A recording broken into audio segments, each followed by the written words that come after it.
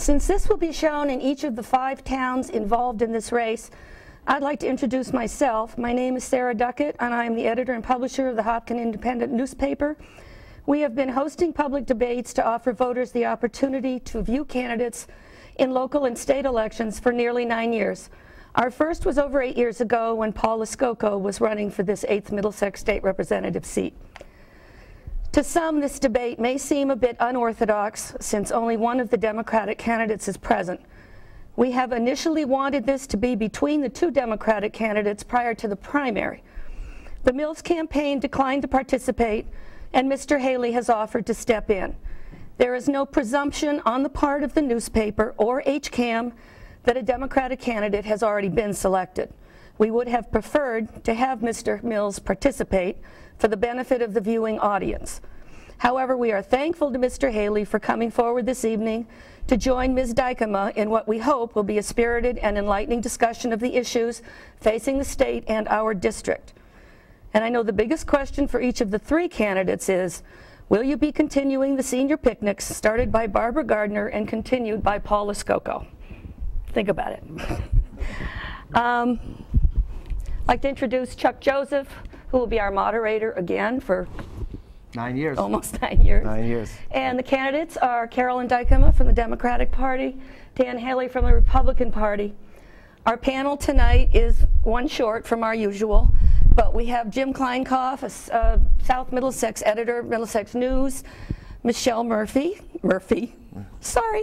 Michelle Murdoch, who writes for the Hopkinton Independent, and Tom Maroney, who's the bureau chief of Bloomberg News. Take it away. Very good. Okay. Thank you, Sarah. Thank you very much, and welcome everybody to the studio audience here and to those of you at home. This is our 9th year, and we do enjoy bringing this out to the people. This year it'll be to the towns that are represented in this district so that everyone gets a chance to hear the candidates and their opinions on various subjects. Tonight our format's going to be very simple. We'll ask a question. Each candidate will have about a minute to respond to that. And we'll notify you when that is. I'll raise my hand. You'll know you're pretty much coming up to the end of your time, and then we'll cut your mic. No, we won't, but we'll move on to the next one. After that, though, it enters more of a conversational tone when the candidates are allowed to ask follow-up questions. All right, we ask that everything does move through the moderator, and I think we're going to jump right in. We're not doing any opening statements. We're going to jump right in with questions, and we have about an hour show here, and we'll continue forward with that. So with that, Mr. Kleinkoff, I think you're going to open our questions here tonight. Be happy to. Both of you folks have obviously been pounding the pavement, talking to voters. So I'm going to, this may sound a little complicated, but to avoid follow-ups, I'm going to ask a couple different things here at the same time. What are the voters' concerns, starting with the single most important one that you've heard the most from voters? And the second part is, do you notice concerns varying from one town to the other in the district?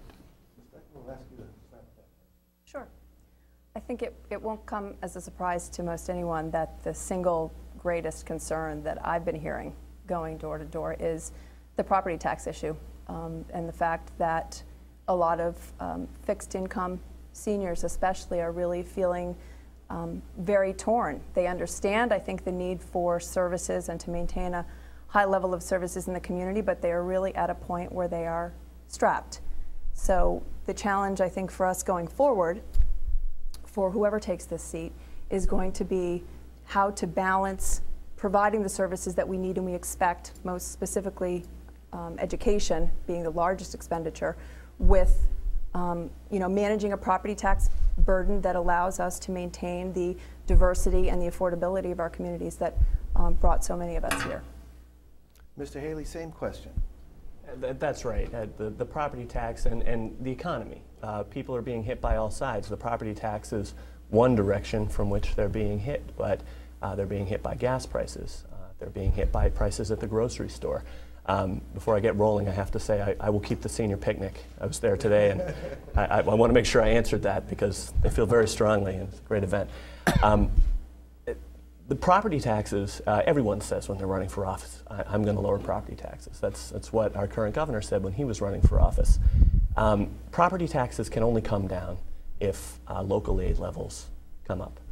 The property taxes react inversely to levels of local aid. When cities and towns need to fund their services and don't get enough from the state, well, then you have Proposition 2.5 overrides, you have neighbor against neighbor, and so, frankly, when the governor said he was going to lower property taxes, there's a simple way to do that, and we have not brought local aid levels up to the level they need to be. Very good.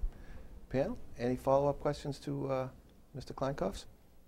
Well, you took the thunder right from me, both of you, on the property tax. That was my first question.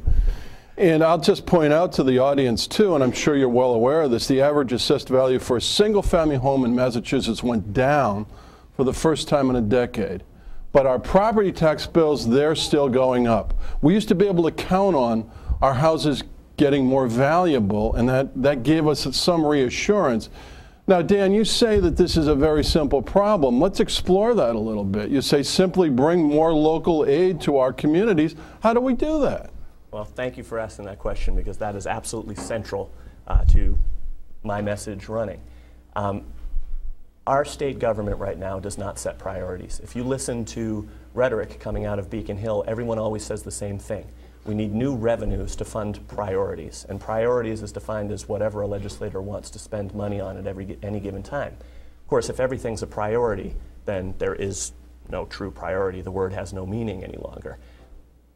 The priorities of state government ought to be education, public safety, transportation infrastructure, and providing for people who are truly needy, who truly need the government's help. And instead, we've got a government that spent $1 billion more than they budgeted for last year, even though record revenues came into the state. We've got a government that went into the budget cycle looking at $1 billion projected deficit for this year, and went behind closed doors and added $220 million worth of earmarked spending that no one could say what they were voting on when they came back into the chamber and bang, voted. And the chair of the Rules Committee, asked by a reporter to justify that, said, well, that's how the members like to do it. We live in a state right now where our government wastes our money and does not feel accountable to the voters, because most of them don't have challengers. I'd like to hear Carolyn take that. Ms. Dykema, same.